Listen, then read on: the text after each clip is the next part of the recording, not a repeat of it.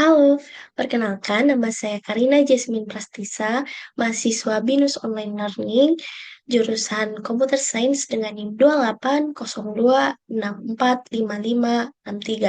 Hari ini saya akan menjelaskan bagaimana cara membuat prompt yang efektif untuk AI.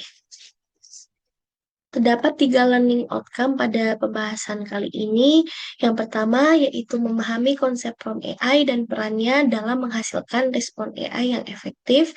Yang kedua, mengidentifikasikan dan menerapkan teknik untuk membuat prompt yang jelas, terstruktur, dan efektif. Serta yang terakhir yaitu mengenali kesalahan umum dalam pembuatan prompt serta pentingnya penggunaan AI secara etis.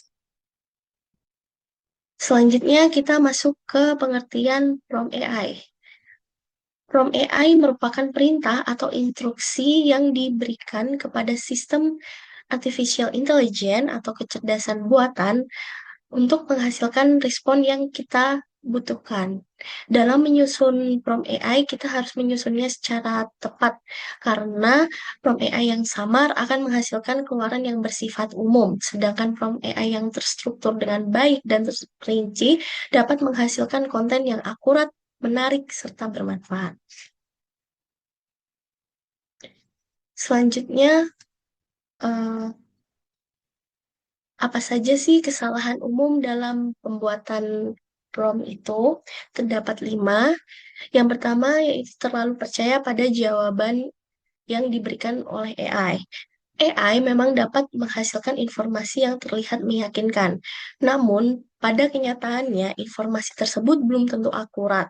Maka dari itu, ketika kita melakukan pencarian pada AI, kita harus selalu melakukan verifikasi terlebih dahulu sebelum menggunakannya untuk suatu kepentingan yang kita butuhkan. Lalu yang kedua yaitu menggunakan prompt yang terlalu umum. Prompt yang terlalu singkat atau umum akan menghasilkan jawaban yang kurang relevan dan spesifik. Misalnya ketika kita membuat prompt buat strategi marketing, maka hasil dari prompt tersebut akan menghasilkan jawaban yang terlalu luas. Oleh karena itu, buatlah prompt yang lebih spesifik dan jelas agar hasil yang diberikan oleh AI sesuai dengan yang kalian butuhkan. Lalu yang ketiga, tidak memahami cara kerja AI. AI bekerja berdasarkan pola dan data yang tersedia, bukan pemahaman manusia. Oleh karena itu, penting untuk memahami bahwa AI membantu memberikan prediksi dan rekomendasi, bukan keputusan final. Lalu yang keempat, tidak memanfaatkan fitur AI secara optimal. Banyak sekali pengguna yang hanya menggunakan fitur AI ini dasar-dasarnya saja. Padahal AI dapat membantu membuat outline, brainstorming ide, lalu membuat tabel, hingga membantu analisis yang lebih kompleks. Dan yang terakhir, mengedit hasil tanpa memberikan umpan balik kepada AI. Untuk memperbaiki hasil jawaban yang diberikan AI ketika kita kurang puas, sebaiknya gunakan prompt tambahan agar AI dapat menyesuaikan output dengan kebutuhan kalian. Selanjutnya terdapat contoh prompt yang kurang efektif ya. Di sini dapat kita lihat untuk prompt yang write a report on digital marketing dan summarize this article. Kedua prompt tersebut ini kurang efektif karena tidak secara spesifik gitu. Prompt tersebut kurang spesifik apa yang dimau oleh kita tulis itu kurang spesifik dan kurang jelas sehingga nanti hasil yang diberikan oleh AI menjadi umum dan kurang spesifik gitu.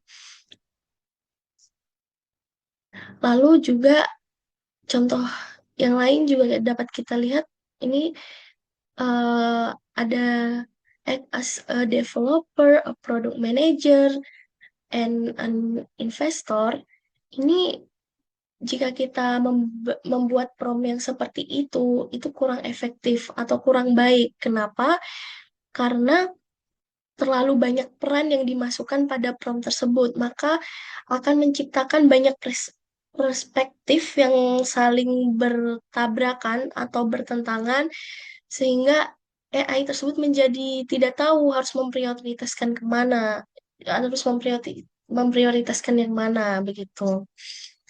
Maka dari itu, di sini saya juga memberikan contoh prompt yang efektif dapat dilihat pada contoh pertama dan ketiga ini. Contoh tersebut merupakan contoh yang efektif. Kenapa? Karena contoh ini, you are a senior marketing strat- strategist. Write a concise report summarizing 3K digital marketing trend. Di situ dijelaskan eh, kita tuh berperan sebagai apa yang kita inginkan. Lalu dalam digital marketing, dalam report tersebut kita mau apa, itu dijelaskan secara spesifik. Juga pada bagian yang summarize, itu juga dijelaskan. Instruksinya diberikan secara jelas, format outputnya bagaimana, fokus isinya apa, dijelaskan secara jelas sehingga hasil jawaban yang AI berikan nantinya lebih spesifik dan sesuai dengan harapan kita.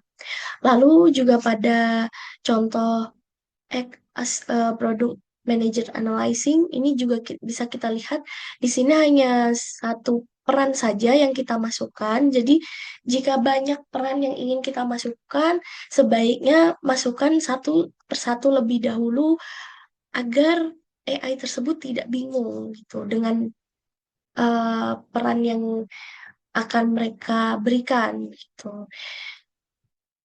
Jadi ketika kita memberikan sekaligus peran, maka akan sangat memungkinkan adanya berbagai perspektif yang akan ditampilkan oleh AI. Selanjutnya, bagaimana sih tips-tips untuk membuat prompt yang efektif gitu ya? Yang pertama, tetapkan tujuan yang jelas. Sebelum membuat prompt, kita harus menentukan dulu tujuan kita nantinya ingin membuat prompt ini seperti apa. Lalu menulis prompt secara spesifik dan langsung. Jangan menulis prompt secara umum seperti contoh tadi, dan jangan terlalu bertele-tele juga. Lalu yang ketiga, tambahkan konteks yang memadai. Lalu yang keempat, pecahkan dan pisahkan prompts yang kompleks. Apabila banyak seperti tadi banyak peran atau ketika kita ingin menanyakan banyak hal, sebaiknya dipecahkan dan dipisahkan, ditanyakan satu persatu gitu. Setelah itu kita uji prompt tersebut, lalu meninjau kembali hasil yang diberikan oleh AI, dan apabila kalian merasa hasilnya kurang sesuai, sesuaikan kembali prompt tersebut.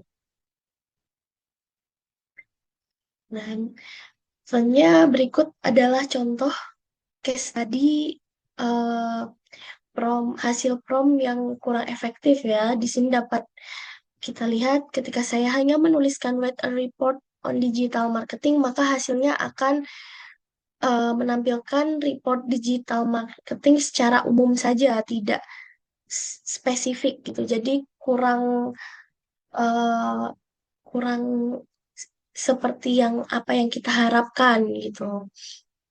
Lalu selanjutnya, ketika saya menuliskan secara spesifik bahwa saya sebagai senior digital marketing, saya ingin membuat eh, report gitu untuk eh, digital marketing trend, di sini dijelaskan secara spesifik apa yang kita mau gitu ya.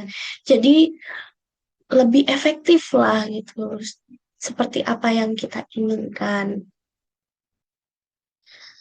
Dan selanjutnya AI ethics. ketika kita menggunakan AI, kita juga harus memperhatikan etikanya ya, yang terdapat tiga AI etik. Yang pertama, protection of privacy and security. AI harus melindungi data pribadi pengguna dan menjaga keamanan informasi agar tidak disalahgunakan atau diakses oleh pihak yang tidak berwenang. Lalu yang kedua, transparansi. Penggunaan AI harus dilakukan secara transparan sehingga pengguna mengetahui kapan mereka berinteraksi dengan AI, bagaimana AI bekerja, dan bagaimana hasilnya itu harus dipertanggungjawabkan dengan setransparansi mungkin ya. Lalu yang ketiga, accountability.